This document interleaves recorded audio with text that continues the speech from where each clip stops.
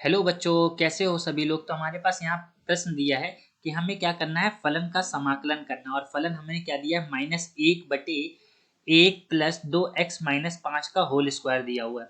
तो चलो इसका हम लोग समाकलन करते हैं। और समाकलन पहले करने से पहले ऐसे प्रश्नों के लिए हम क्या बना लेते हैं, अवधारणा। अवधारणा मतलब वो महत्वपूर्ण बिंदु जो इस प्रश्न को हल करने में हमारी क्या करेगा, मदद करेगा। तो इस प्रश्न के लिए महत्वपूर्ण अगर मैं अवधारणा बताऊं तो आप याद रखिएगा, जब कभी भी आपको समाकलन करना हो 1/1 + x स्क्वायर का, तो उस समय उसका समाकलन जो होता है वो होता है tan इनवर्स x प्लस सी। ये उसका समाकलन होता है।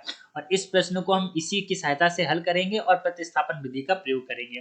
तो चलिए यहाँ पे पहले हम लोग क्या करते हैं, प्रश्न को नोट कर लेते हैं। -1/1 + 2x - 5 का होल स्क्वायर यहाँ पे dx। अब हम लोग क्या करते हैं यहाँ पे, देखिए ये इसी प्रकार का रूप है 1/1 + x स्क्वायर, लेकिन यहाँ पे 2x - 5 लिखा है। तो हम क्या करते हैं, मान लेते हैं। तो माना 2x - 5 को हम लोग क्या करते हैं, t मान लेते हैं। मान लिया, ये हमारा समीकरण नंबर 1 हो गया। अब क्या करते हैं, इस समीकरण 1 का x के सापेक्ष अवकलन कर देते हैं।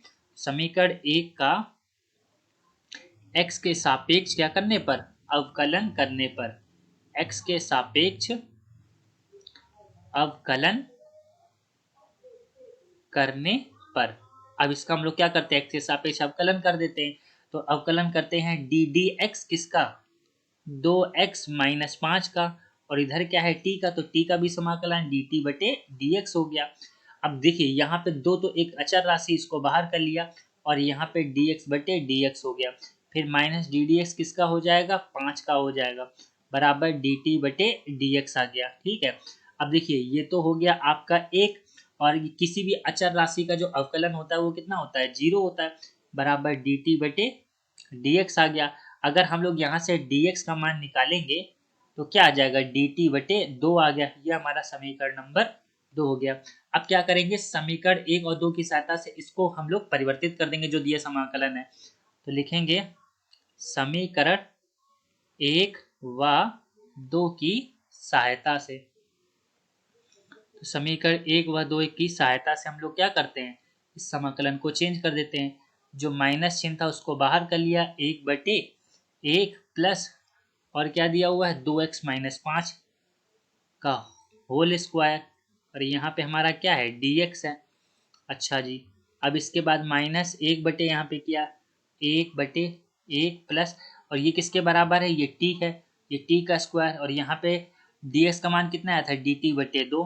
अब यहाँ पे क्या करते हैं, 1/2 को बाहर कर लेते हैं। तो यहाँ पे 1/1 प्लस टी स्क्वायर dt आ जाएगा। और ये किसका समाकलन होता है, हम लोगों ने मुख्य अवधारणा में लिखा था, ये हमारा tan इनवर्स t के बराबर हो जाएगा, tan inverse t plus c। और t का मान कितना है, जिसको हम लोगों ने मान रखा था, t बराबर 2x - 5, -1/2 tan इनवर्स, और इसको हटा के हमने लिख दिया 2x - 5 प्लस सी। तो ये जो प्रश्न है, इस प्रश्न का ये सही हल और ये सही तरीका है। मैं आशा करता हूँ कि ये आपको प्रश्न अच्छे से समझ में आ गया होगा।